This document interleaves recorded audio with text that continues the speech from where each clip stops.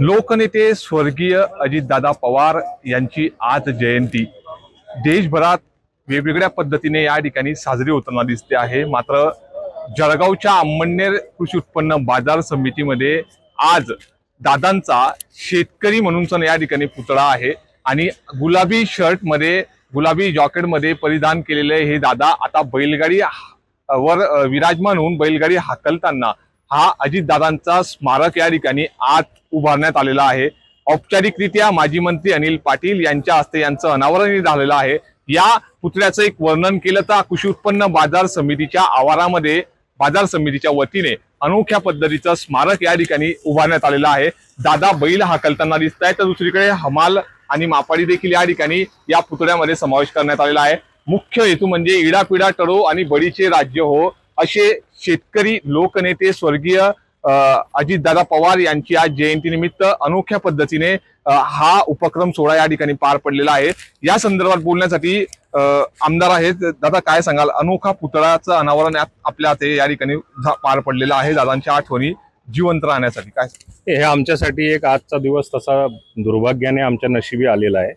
ज्या दादांची सातत्याने गेल्या अनेक वर्षापासून जे वाढदिवस साजरा केला जायचा त्याच्या जागेवर आता जयंती साजरी करावी लागते। दादा हे शेतकरी पुत्र होते, स्वतः शेतकरी होते, शेतकऱ्यांचं हित जपणारे होते। शेतकऱ्यांसाठी शेतकरी सक्षम होण्याच्या दृष्टिकोनातून सातत्याने गेल्या 40 वर्षापासून अथक त्यांचे प्रयत्न होते। दादांमध्ये असलेला निर्णय क्षमता, दादांमध्ये असलेलं वेळेचं बंधन असलेलं वक्तशीरपणा, या सगळ्या अनेक आठवणी प्रामुख्याने आज आम्हाला या ठिकाणी आज या कार्यक्रमानिमित्ताने सकाळपासून येत आहेत।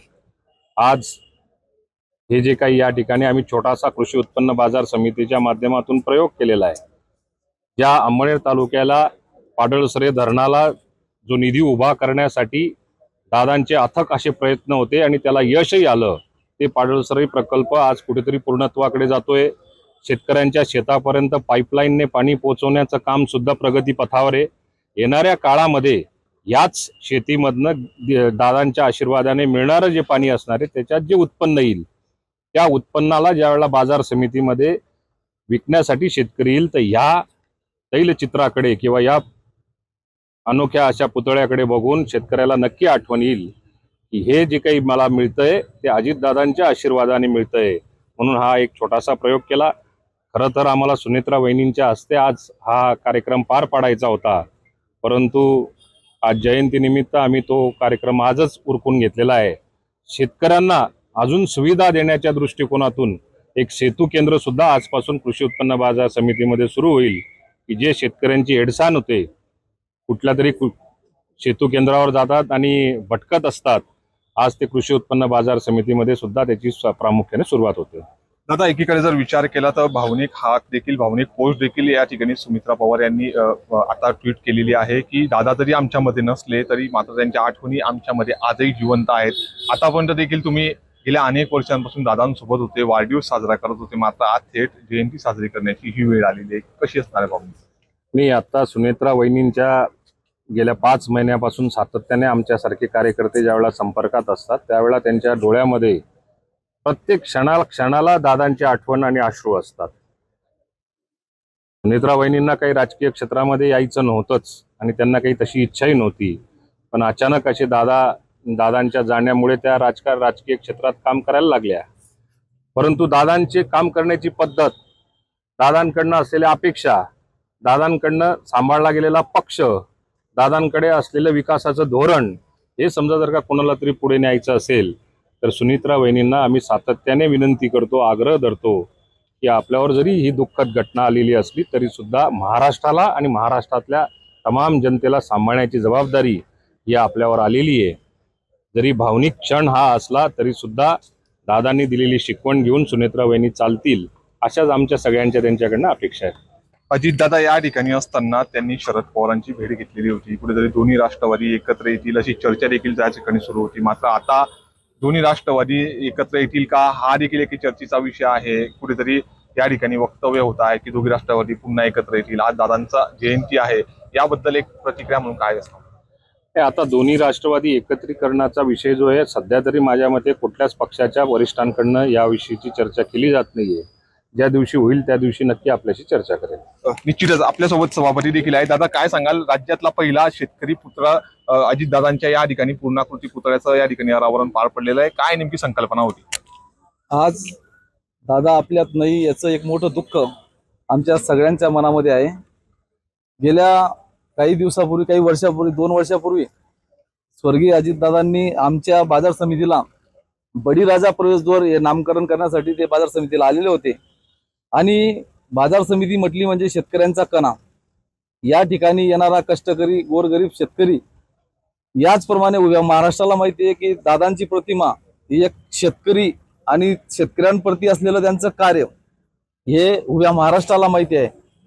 येणाऱ्या काळामध्ये दादांचं शेतकऱ्यांप्रती असणारी भावना, त्यांचं असणारं काम या तालुक्यामध्ये शेतकऱ्यांना विकासाची आठवण व्हावी त्याच्यासाठी हा छोटासा प्रयत्न या ठिकाणी केलेला आहे. आणि आमच्या अंमळनेर तालुक्यामध्ये जो आमचे नेते आदरणीय अनिलदादांच्या माध्यमातून जो कायापालट झालेला आहे आणि पाडळसरी धरणासारखा महत्वाकांक्षी प्रोजेक्ट या ठिकाणी मार्गी लागताना या ठिकाणी दिसतोय, याचं एकमेव कारण आमच्या नेत्यांवर असणारं स्वर्गीय अजितदादांचं प्रेम आणि एक लाडके आमदार म्हणून हे उभ्या महाराष्ट्राला ते माहीत होतं.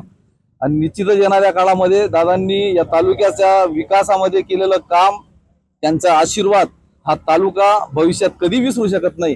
आणि म्हणूनच या ठिकाणी आपण त्यांचं विकासाचं प्रतीक म्हणून शेतकऱ्यांच्या रूपातलं एक प्रतीक या ठिकाणी चालू केलेलं आहे. आणि भविष्यामध्ये या ठिकाणी शासनाने 1.5 कोटीचं शेतकरी भवन या ठिकाणी मंजूर केलेलं आहे. आणि जे शॉपिंगांचं काम या ठिकाणी झालेलं आहे, येणाऱ्या काळामध्ये मी आमच्या बाजार समिती संचालकांना विनंती करणार आहे की स्वर्गीय अजितदादांचं नाव त्या ठिकाणी आपण द्यावं, असाही मानस आमच्या सगळ्यांच्या मनामध्ये आहे. त्या निमित्तानं मी आज दादांच्या जयंतीनिमित्त त्यांना विनम्र अभिवादन करतो. निश्चितच दादा, असं असलं तरी आज एकीकडे शरद अजित पवारांची जयंती मनवली जाते आहे, तर दुसरीकडे राज्याचे मुख्यमंत्री देवेंद्र फडणवीस यांचा देखील वाढदिवस आहे. आपलं काही बोलणं झालंय का त्यांच्याशी? माझं मुख्यमंत्री महोदयांशी आता या क्षणाला काही माझ्या माहितीनुसार काही बोलणं झालेलं नाही. परंतु मुख्यमंत्र्यांना खूप ढेर साऱ्या आमच्या शुभेच्छा आणि खास करून मुख्यमंत्र्यांचं मनापासून या ठिकाणी आभार याच्याकरता मानतो की मैत्री कशी निभवावी, मैत्रीला साजेसं असं काम कसं करावं, असं मुख्यमंत्र्यांच्या माध्यमातून जी काही घोषणा झाली. आणि 22 जुलैला अजितदादांची जयंती उभ्या महाराष्ट्रामध्ये सगळ्या शासकीय कार्यालयामध्ये सुद्धा साजरी केली जाणार आहे. त्याची घोषणा त्यांनी करून एक मैत्रीचं त्या ठिकाणी एक खरं स्वरूप दाखवलं.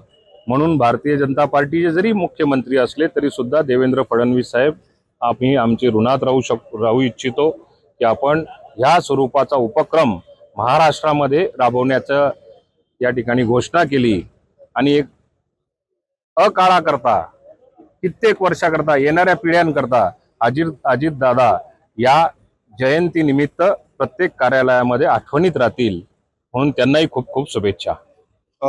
पिढा पिढा तरो आणि बडीचं राज्य यो या स्लोगनच्या माध्यमातून जळगावच्या अंमळनेर कृषी उत्पन्न बाजार समितीने आज लोकनेते स्वर्गीय अजित पवार यांच्या पूर्णाकृती शेतकरी पुतळ्याचं अनावरण या ठिकाणी पार पडलेलं आहे. राज्यभरात चर्चेचा विषय हा पुतळा बनलेला असून एक चर्चेचा विषय राजकारणामध्ये अनोख्या पद्धतीची जळगावची कृषी उत्पन्न बाजार समिती या ठिकाणी दिसून येत आहे.